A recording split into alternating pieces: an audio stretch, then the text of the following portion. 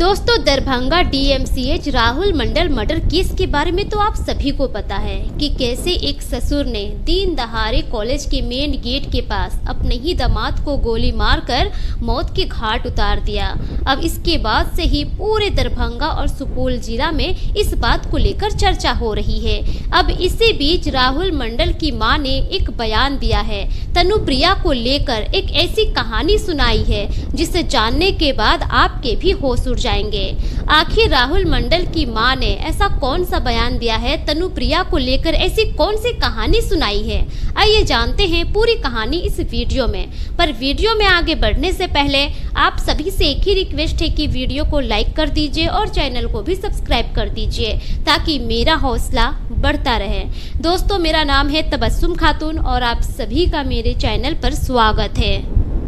दोस्तों, जब से राहुल मंडल का मर्डर हुआ है उसके बाद से ही राहुल मंडल के घर में ना जाने कितने रिपोर्टर जाते हैं उसके परिवार वालों का इंटरव्यू लेने के लिए, तनुप्रिया का इंटरव्यू लेने के लिए, राहुल के माता पिता का इंटरव्यू लेने के लिए। अब इसी दौरान राहुल की मां अनीता देवी ने एक रिपोर्टर को अपना इंटरव्यू दिया है। उस इंटरव्यू में उन्होंने जो बयान दिया है जिसे जानने के बाद सभी लोग हैरान रह गए। अगर आप जानेंगे तो आप भी हैरान रह जाएंगे। दरअसल राहुल मंडल की मां अनीता देवी बताती है कि राहुल हमारा इकलौता बेटा था। राहुल के अलावा हमारा कोई बेटा नहीं था। बचपन से ही हमारा शौक था कि राहुल पढ़ लिख कर एक डॉक्टर बने, अपने माँ बाप का सहारा बने।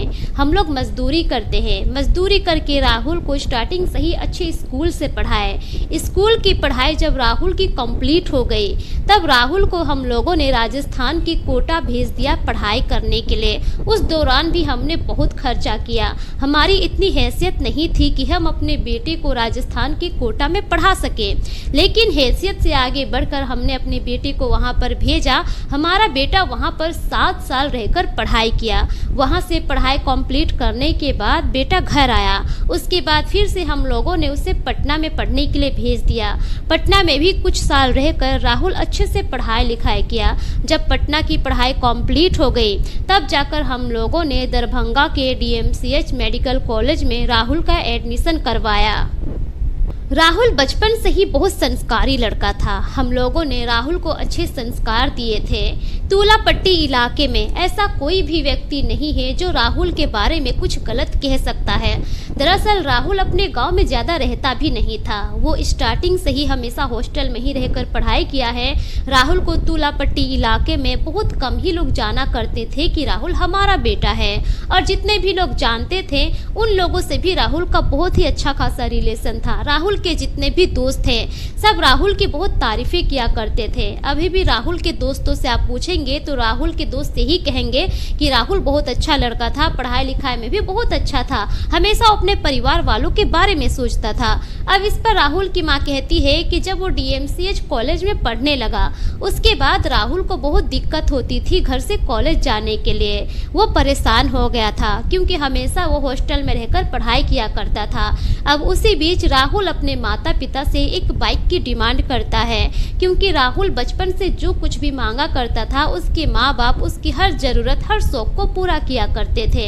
हैसियत तो नहीं थी राहुल के पापा की कि बुलेट लेकर अपने बेटे को दे, लेकिन फिर भी राहुल के पापा एक बुलेट गाड़ी निकालते हैं और अपने बेटे को गिफ्ट करते हैं और कहते हैं कि बेटा तुम इसी गाड़ी से कॉलेज आना जाना करोगे। राहुल गाड़ी पाकर बहुत खुश होता है। उसी बुलेट बाइक से वो हमेशा कॉलेज आना जाना किया करता था। राहुल की मां मीडिया वालों से ये भी कहती है कि जब राहुल डीएमसीएच मेडिकल कॉलेज में पढ़ाई कर रहा था उसी दौरान राहुल की मुलाकात होती है तनुप्रिया से। तनुप्रिया बिहार के सहरसा जिले के वनगांव की रहने वाली थी। तनुप्रिया के पिता का नाम प्रेम शंकर झा होता है।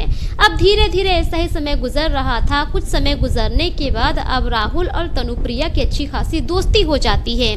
तनु और राहुल एक दूसरे को पसंद करने लगते हैं। तनु राहुल के बाइक में कभी कभी बैठ लिया करती थी, उसके साथ घूमने फिरने चली जाया करती थी। लेकिन इसी बीच यह खबर तनुप्रिया के पापा को पता चल जाती है।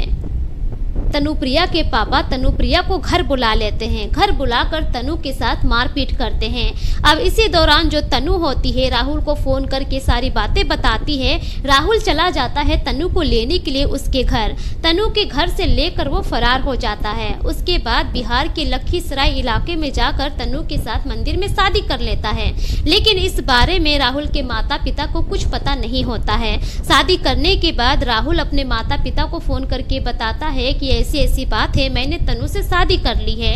अब जो राहुल के माता पिता होते हैं वो बहुत ही ज़्यादा प्यार किया करते थे राहुल से। राहुल की खुशी के आगे वो कुछ नहीं कर सकते थे। वो लोग तनु को भी एक्सेप्ट कर लेते हैं और अपने बेटे की गलती को भी मान लेते हैं, स्वीकार कर लेते हैं और अपनी बहू बेटे को वो लोग एक्सेप्ट कर लेते हैं। इसी तरह से धीरे धीरे वक्त गुजर रहा होता है।